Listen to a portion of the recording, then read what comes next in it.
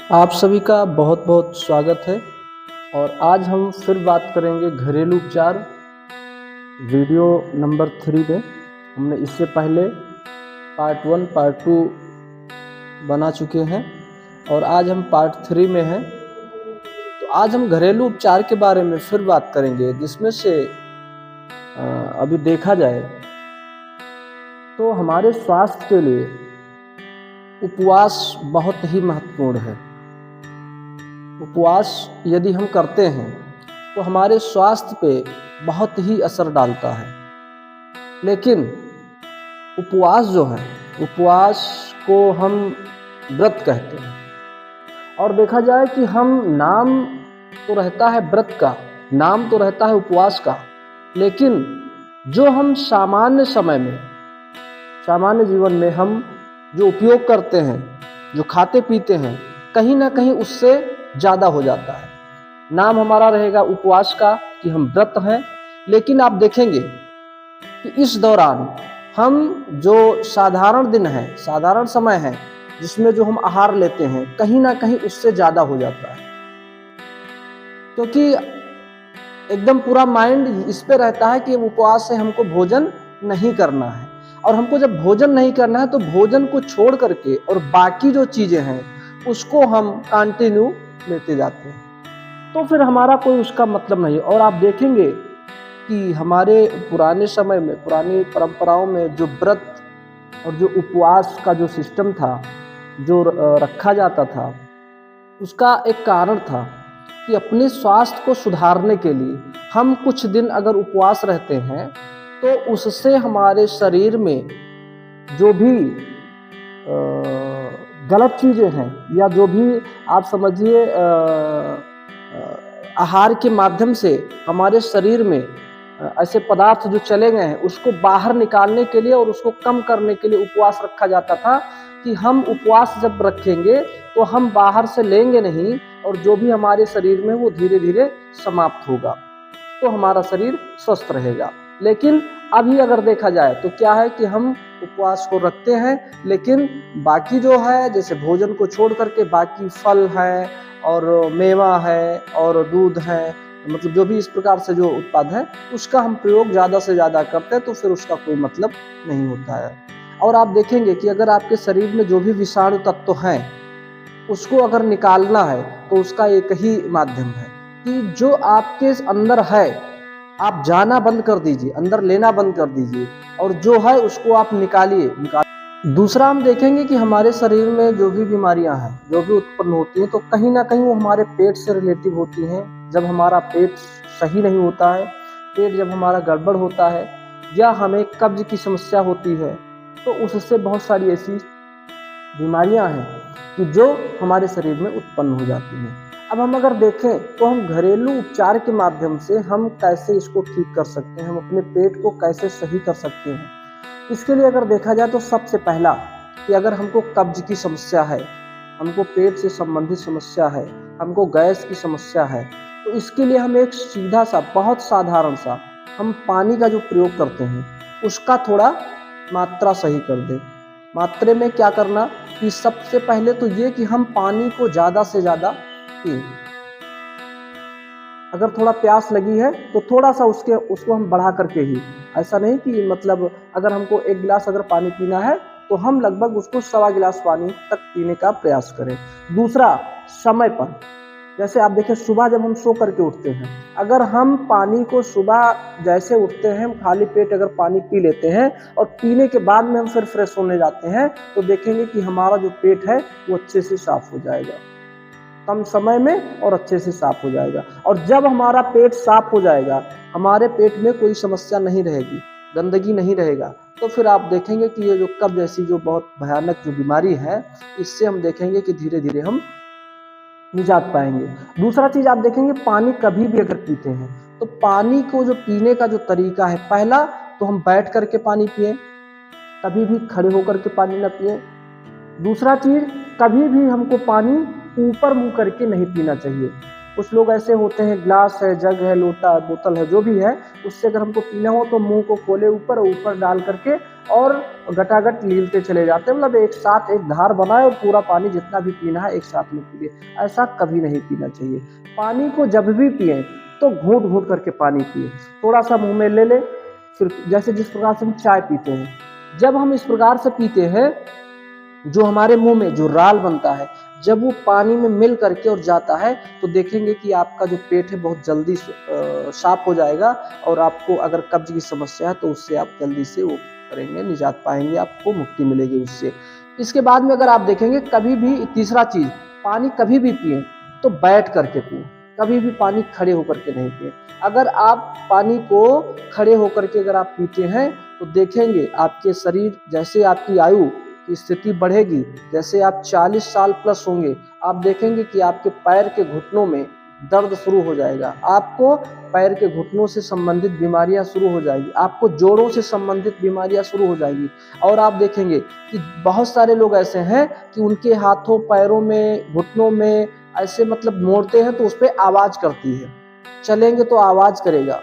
आप देखेंगे वो व्यक्ति खड़ा होकर के ही पानी पीता है।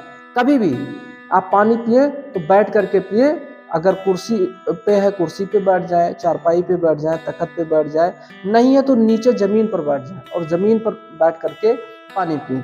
अगर आप बैठ करके पानी पीते हैं तो आप देखेंगे कि इससे बहुत सारी ऐसी जो समस्याएं हैं वो आपके जीवन में आने वाले समय में आपको उसका सामना करना नहीं पड़ेगा और आप हमेशा स्वस्थ रहेंगे। तो पानी पीने का जो तरीका, ये 3-4 चीज हमने जो बताया, ये इसका जरूर आप पालन करें। घरेलू उपचार है, इसमें हमको कोई भी खर्चे नहीं करना है, हमको कहीं जाना नहीं, हमको किसी से बताना नहीं, हमको किसी से पूछना नहीं।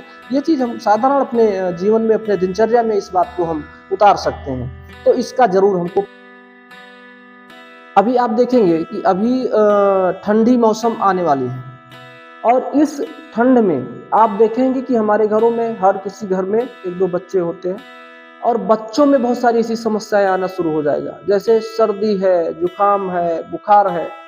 इसके लिए हमको सचेत रहना चाहिए, हमको उसका देख रेख करना चाहिए। इसके लिए हमें क्या करना है, आप देखेंगे कि जैसे बच्चों को जरा सा भी अगर ठंडी लग गई तो उनको सर्दी हो जाएगा, उनको जुकाम हो जाएगा, उनको बुखार आने का चांस बन जाएगा। तो इसके लिए हम क्या करें कि बच्चों को सर्दी से बचाने के लिए हमारे घर में सरसों का, शुद्ध सरसों का तेल है और उसमें हम क्या करें, हल्दी डाल दें, मेथी डाल दें, सौंठ डाल दें और इसको डाल करके हम बढ़िया से उबाल लें। ये जब उबल जाए, जब गर्म हो जाए, तो गर्म होने के बाद में इसको छान लें। छान करके उस हल्का सा गर्म, हल्का गुनगुना बच्चों के सीने पर और पीठ में आप मालिश करें। आप देखेंगे चाहे जैसा भी, अगर सर्दी है, जुकाम है, खांसी आ रही है, तो उसमें आपको रिलीफ मिलेगा, आपको फायदा होगा। अब क्या करते हैं हम कि अगर थोड़ा सा भी समस्या हुआ बच्चे को, तो लेकर के हम तुरंत डॉक्टर के पास पहुंचते हैं और डॉक्टर्स के पास पहुंचेंगे तो वहां पर क्या होगा, वही अंग्रेजी दवा, वही सुई, वही इंजेक्शन, इसी का प्रयोग होता है। फिर आप देखेंगे कि हम जब अंग्रेजी दवाओं का प्रयोग करेंगे, अंग्रेजी दवा खाएंगे, तो एक बीमारी के लिए हम उस दवा का प्रयोग करेंगे और पता लगेगा कि दूसरी समस्या शुरू हो गई, दूसरी समस्या उत्पन्न हो गई हमारे शरीर में। तो हमको इन घरेलू उपचार के माध्यम से, हमको अपने घर पे ही रह करके हम अपने परिवार को, हम अपने आप को कैसे स्वस्थ रख सकते हैं, कैसे रह सकते हैं, इसके लिए हमको, आपको थोड़ा ध्यान देना है।